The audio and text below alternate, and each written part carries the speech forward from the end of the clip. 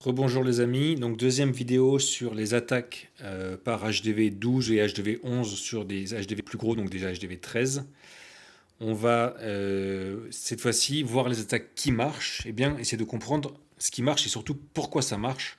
Comment réussir contre à peu près tout village HDV 13 à faire 2 étoiles quand on est HDV 12 et même quand on est HDV 11.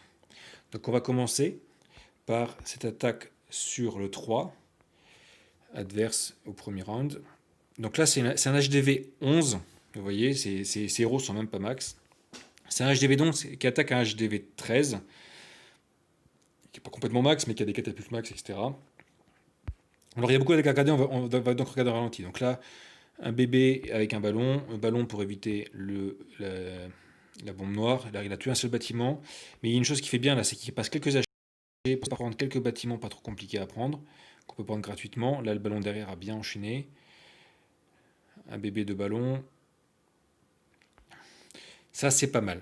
C'est un peu cher en troupes, mais il arrive à prendre pas mal de bâtiments. Et c'est toujours ça, comme ça qu'il faut faire. Il faut commencer toujours par gratter du pourcentage pour être sûr d'arriver à 50%. C'est la première chose à faire quand on veut faire 2 étoiles. Ensuite, la deuxième chose à faire, c'est d'attaquer le HDV. Donc là, il le fait. Alors, il a vidé le CDC adverse.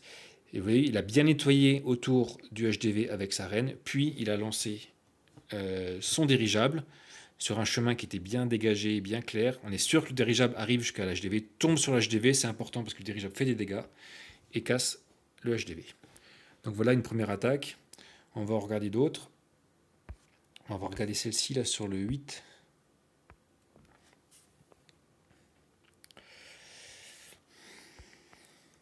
Donc ça c'est un village qu'on a déjà vu dans la vidéo précédente. Alors là pareil, on commence par prendre du pourcent, ballon de protection et électrodrague, qui n'ont pas été super efficaces, mais ont quand même pris un peu quelques pourcentages. On continue avec des archers. Les archers, ça coûte pas cher, une place, un bâtiment. Un archer, ça prend 1 minute 40 contre un réservoir.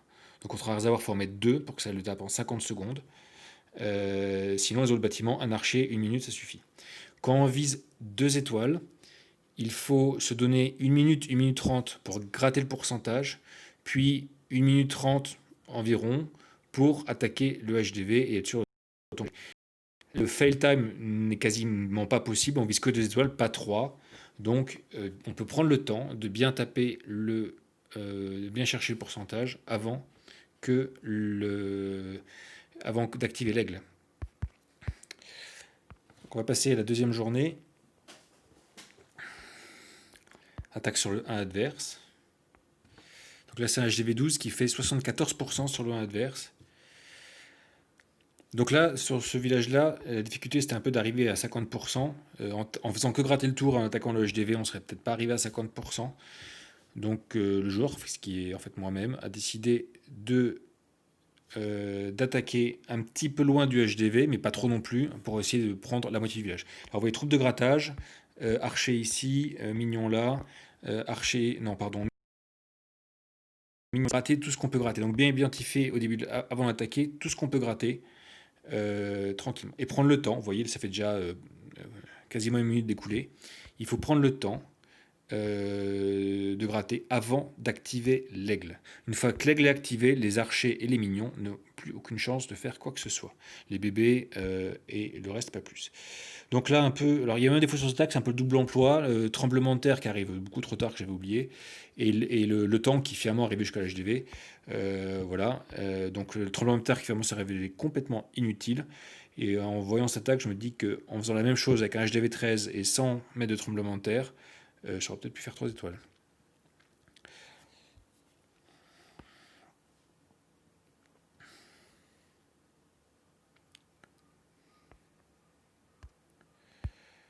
Voilà, c'est une première attaque pour cette journée-là. Une autre attaque, pareil, HDV 12 sur HDV 13 max.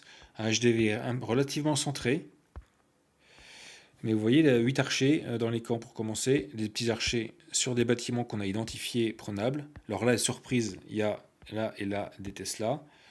Ici, un un gobelin qui n'est pas inquiété pour taper le réservoir. Les gobelins, ça va quand même beaucoup plus vite qu'un archer pour taper un réservoir. Donc vous voyez là, je prends mon temps, on tape les choses qu'on peut taper à distance. Voilà. Et ensuite, attaque du HDV. Alors là, le dirigeable n'est pas utilisé pour le HDV, le dirigeable est utilisé pour casser une poche là avec une T2 mono. Ensuite, tremblement de terre. Et ensuite, une attaque qui a ouvert, le tremblement de terre a ouvert la voie pour le HDV sans l'activer. C'est important. Comme ça, le HDV ne commence pas à taper avant qu'on y arrive. Et ensuite, l'armée arrive naturellement au HDV. Pas de problème. 60%, ça passe tranquille.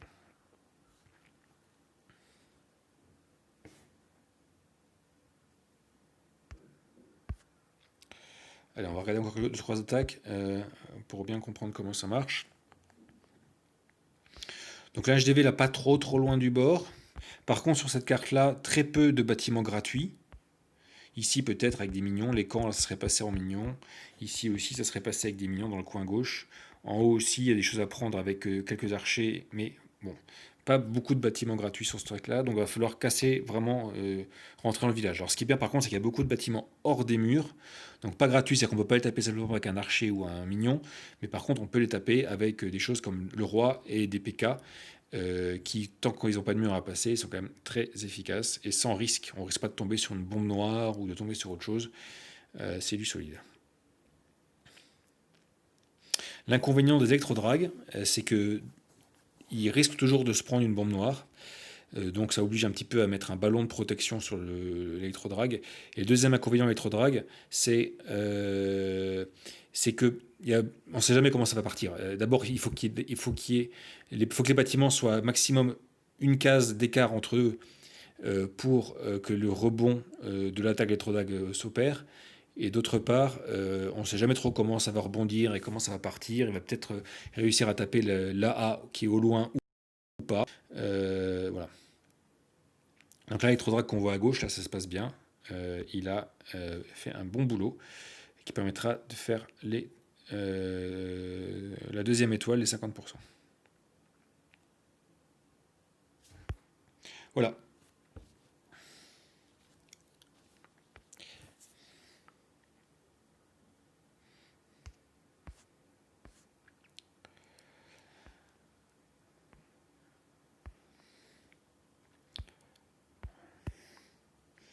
Contre-attaque.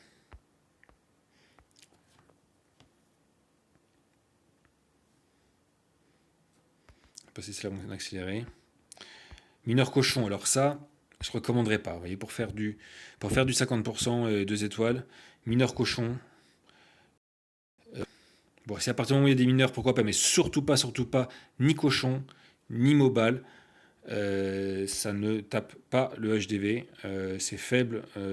C'est des plans pour raser, pour faire du 3 étoiles. C'est pas des plans pour faire 2. Donc là, voilà, il va y arriver, mais c'est à mon avis pas la solution la plus sûre pour faire 2 étoiles. Et sur cette journée, on va regarder encore une attaque sur le 13 adverse. Le 13 est en bas, mais ça reste un gros. Ça reste un HDV 13 avec 2 catapultes niveau 2. Attaqué par un tout petit HDV 12 qui vient juste de passer, qui a des petits héros.